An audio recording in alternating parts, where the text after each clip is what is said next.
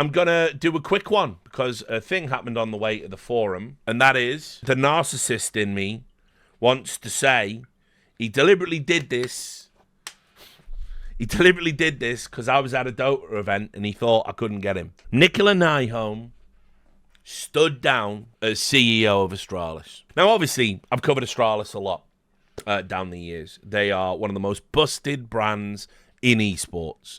They have been on a downward trajectory for so long. They haven't qualified for, what is it, like 3-4 fucking majors like in a row, which is insane considering, you know, all of the era that they had, how many majors they won, how many trophies they won, how they were the benchmark for the way Counter-Strike had to be played, how they inspired generations of players to get better. You know, it's so insane what happened pretty much after like 2020 with that org. Anyway, the announcement came after what we've been covering recently, which YouTube people can see. We put another video out about it the other day, and that is that obviously they went a blast. They told a fib. To get their new lineup in with Cadian. They basically lied to have the privilege of watching their new lineup get absolutely fucking destroyed, including a 13-0 on their first competitive map at Blast. Blast handled it terribly. Now there's an ESIC investigation, and they're probably going to be penalized for it because I just don't see how they can get out of it. The lie said that one player wasn't fit. The player in his representation said that he was. Seems pretty open and fucking shut. And then, obviously, a few days later, Nikolaj Nyholm announces that he's standing down. Now, listen, I'm going to tell you a few things. But first, let's just look at... Hello, everyone. I'm just interrupting today's video to tell you about our sponsor, which is Incogni. Now, I'm sure many of you who are regular viewers will know that we've worked with Incogni before and they've sponsored content. But if you're new, I'm just here to tell you about what Incogni is, which is a personal data removal service. Now, I'm sure some of you will have noticed you get lots of spam emails offering you things, and you're like, why is this happening? I haven't signed up to any of this. Well, that's because there are entities called data brokers on the internet, and data brokers are companies that scrape the internet to find out any personal information they can about you. They then analyze this information and sometimes sell this data to third parties such as private businesses, insurance companies, financial institutions, even sometimes the government. And then you find yourself inundated with these offers, these emails, unavoidable spam. For people in the US, this can also include what they call people search sites, which is where personal information is available on the internet for those who pay a fee, often used by landlords or sometimes people for nefarious purposes. It can just be utilized by anyone. What Incogni does for you is it goes out and it finds where your personal data is stored, and then it asks them legally to remove them for you. This is a process which, if you were to do it as an individual, it would take up lots of your time, lots of individual emails. Incogni does it for you with a form and a click of a button. To give you an example, I remarked that I was getting lots of spam email, and I was wondering how it was happening, a little bit oblivious to the mechanics of that. I signed up to Incogni, and this will happen to you if you do the same. They sent me a report and showed me a list of every data broker that had my information, and it was over 70. And then, by filling in the form and clicking a button, they went and had all of that information removed on my behalf.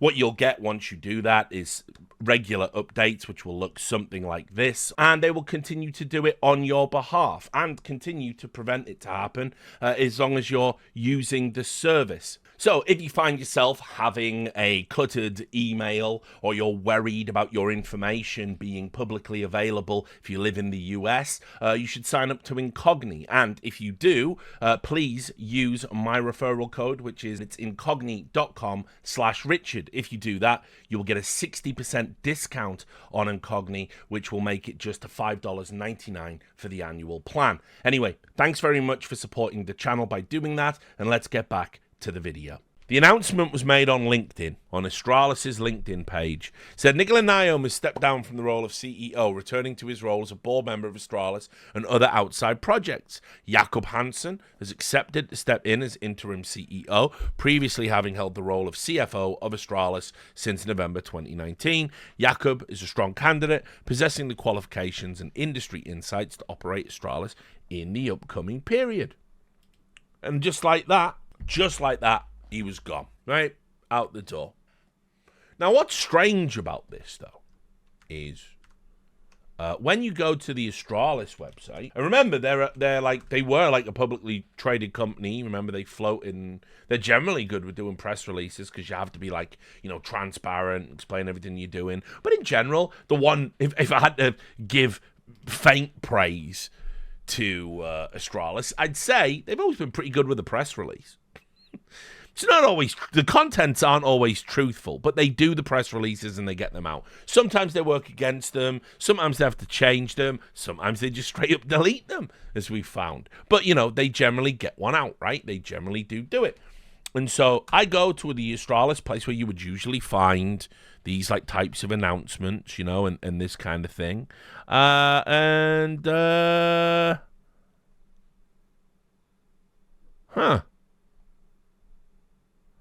They don't outline, there's nothing outlining why, like you just go through, having a look, whoop, yeah, I can be an investor, or we're delisting, or why did that happen? Usually they put out, like a reason why, like a little, again, you say thank you, right? I mean, it seems significant if Nikolaj Nyholm's standing down. Nikolaj Nyholm has been synonymous with Astralis for pretty much since their inception. I mean, Astralis was his favorite toy in a lot of ways. And yet here he is standing down. There isn't a lengthy press release. By the way, the announcement was made on the 4th of October. I'm recording this on the 15th of October before I fly out to Finland.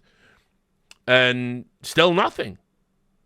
Not a send-off interview, a send-off press release, a little video, something commemorative, thanks for breathing life into our organization. None of that. Bit weird, right? HLTV covered it, obviously. It started on the Danish HLTV vertical and then moved on to this. Astralis CEO Nikolaj Nyholm steps down. And you will notice again, there's just no quotes. Like, this is a Danish publication that quite famously has always had the ins with Astralis up until recently when they petulantly got pissed off about them criticizing the blast. You see, it links to the LinkedIn page. It says that co-founder Nikolaj Nyholm is stepping down from his role as CEO, but he will stay on the board. The news comes in a wake of a string of controversies that struck the Danish team in the last year. Questions were raised over their conduct in the Yabby and Stown transfers from Heroic. I mean, not questions. We all know what you did there. It's fine, I guess. Not the first time you've engaged in a little bit of sabotage of Heroic, is it? More recently, the team was heavily criticised over their use of Kasper Cady and Muller as an emergency substitute for Blastfall Final. Yeah, I mean, you caused a fucking media blackout from the IGLs, from one of your business partners who are about to go into a new circuit that I'm sure your team would like to be playing at. Anyway, a little write-up about all the things he achieved, but not even a quote. Not even a quote from the organisation. Not even a quote from Nikolaj Nyholm himself.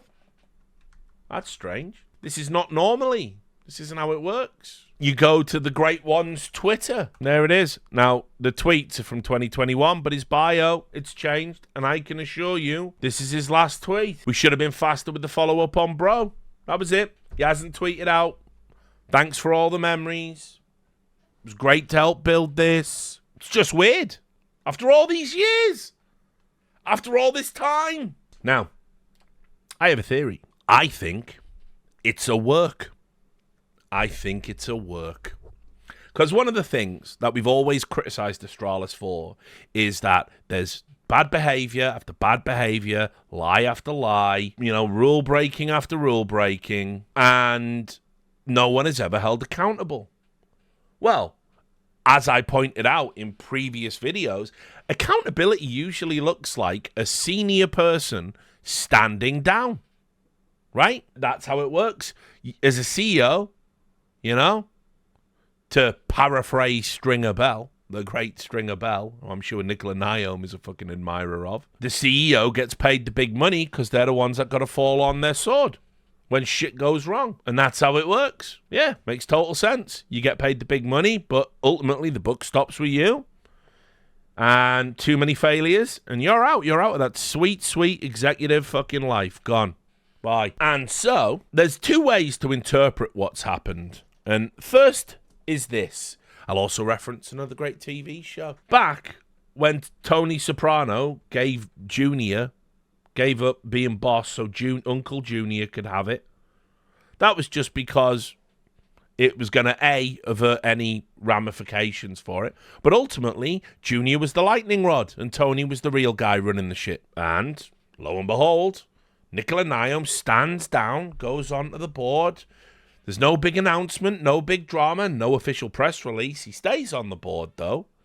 And look, we got this new CEO guy. And by the way, this is totally a response to all the bad things that have happened. Look, we've held ourselves accountable. We've held ourselves accountable in the highest way. And so my theory is this. I think ultimately Nikolaj Nyholm is still going to run things. It's Nikolaj Nyholm. It's Astralis. I can't ever see him ever not being influential in Danish esports, and particularly around Astralis and their fortunes. You know, he fucking founded them. He built it. But also, by having him just on the board, not the CEO, he's no longer the face or the voice of any of these decisions. He's never going to be the person being blamed for it. He's never going to be the person pointed to. His problem, in a lot of ways, was that he was too public-facing. People knew who to blame when things went wrong. They knew who to criticize when things went wrong. You could always lay it on Nikolaj Nyholm's doorstep because we all knew his name. We all knew his face. We all knew who he was. Because he never shut the fuck up. He never shut the fuck up. And he never stopped trying shit. He never stopped trying to be the motherfucking puppet master. So, that's my theory. I think he's still going to be running shit, still be influential, and this new guy's essentially a patsy, a lightning rod, whatever term you want to use. And obviously it's a bit like kayfabe. He just fucking goes out, pretends to be the CEO. It's like Tyler Durden. I'll keep referencing movies and TV. You know, he's going to be talking. This new CEO's Ed Norton. Nikolaj Nyholm's Brad Pitt. That's my theory. That's what I believe, because I've been around Astralis for too long. I've covered Astralis for too long. Dishonesty is baked into their brand. But there's another theory, another reading. Nikolaj Nyholm is a pretty big celebrity in Denmark by, these kind of like standards that we traffic in over in esports. He's been on the equivalent of Dragon's Den in Denmark. People recognize him. They know who he is. He's also got access to government money, access to capital. He knows the people, that make these things work. He knows the people that put money into these things. He knows how to get investment money, knows how to get seed money. So it's entirely possible. He's just fucking bored of being called a piece of shit by some bald fucking man-child every fucking week, isn't he? He's probably bored as well of just the general incompetence at Astralis. It can't be good. I imagine I think Nikolaj Nyholm is competent. I want that on the record. I never thought he was incompetent. I think he's competent, but I think his problem is he surrounds himself with incompetent yes men, and that is a fatal flaw if you ever want to truly be successful. But it's a flaw that a lot of successful people fall into, because a lot of successful people are narcissists, and narcissists love to be told they're the best thing since sliced fucking bread, and all their ideas are golden, even when it's clear that they're not. So it is entirely possible that he's just had enough.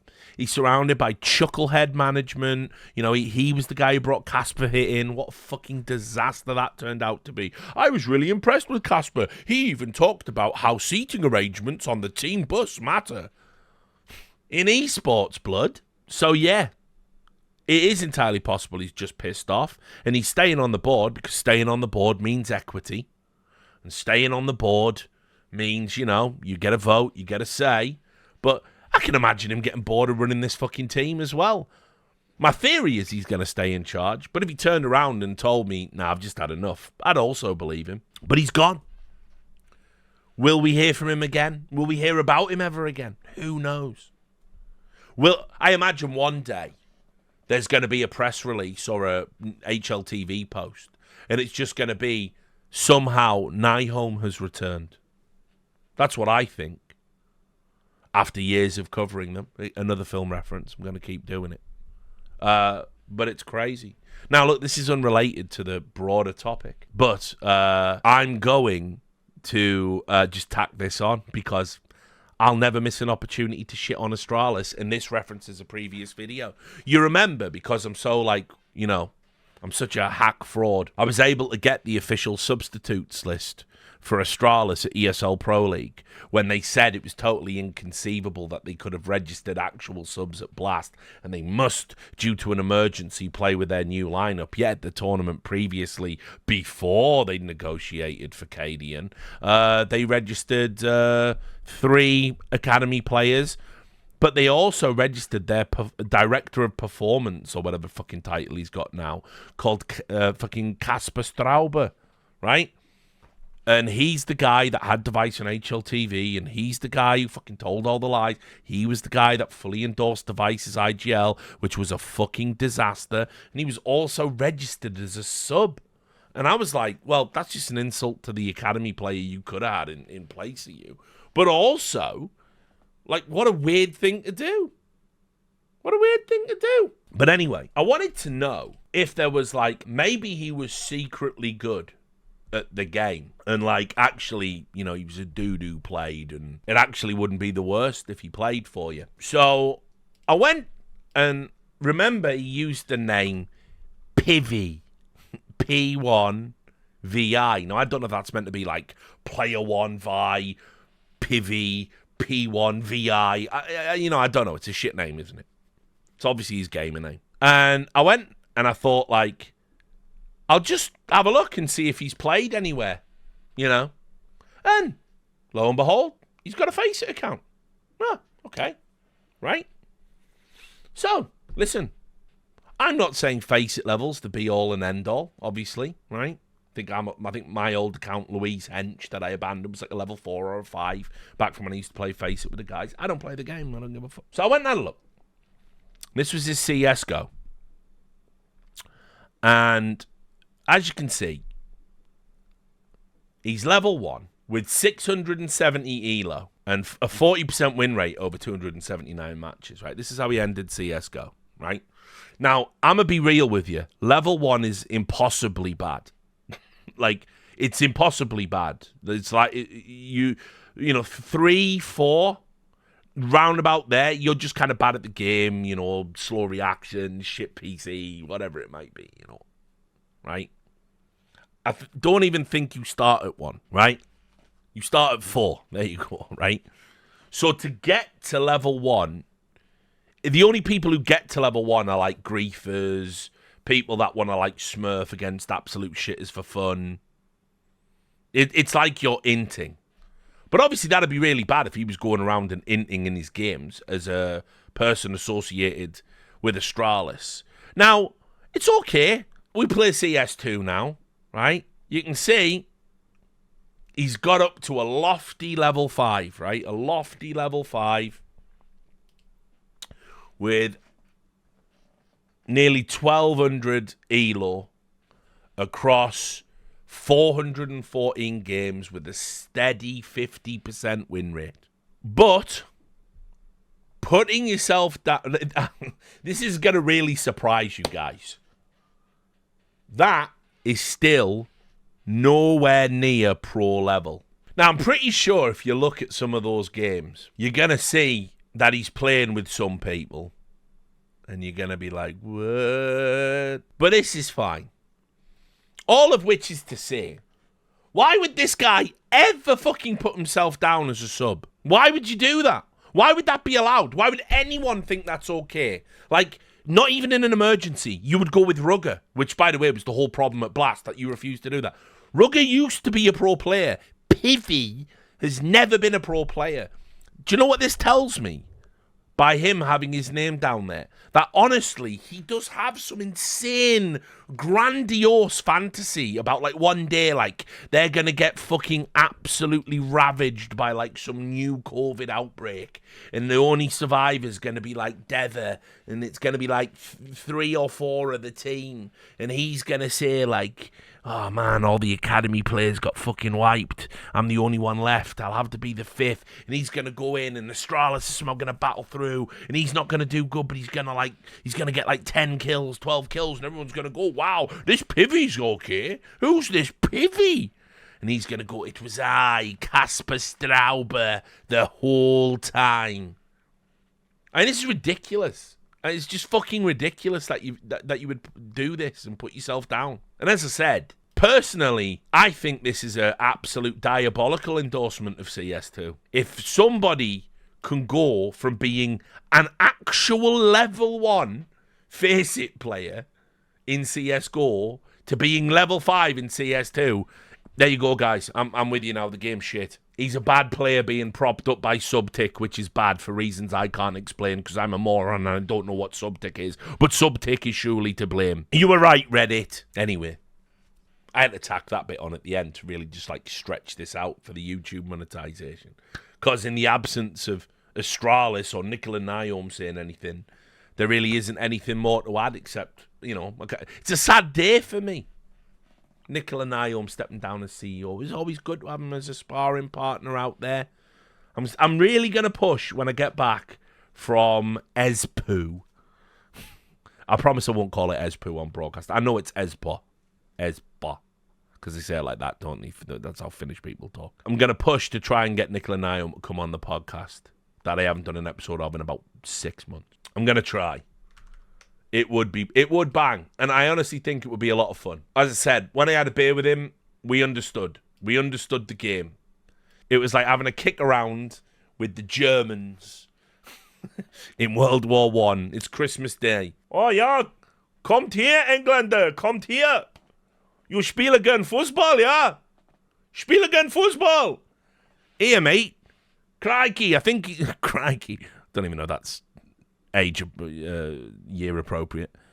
They're bloody playing football in German and that, like. Do you reckon we could have a kick around? Just get that white flag up there. Ja, England, kommt hier, ja. That's what it was like, except we didn't play football. We had a beer. So, you know, I think it would be in the good spirit of it. I hope he does it.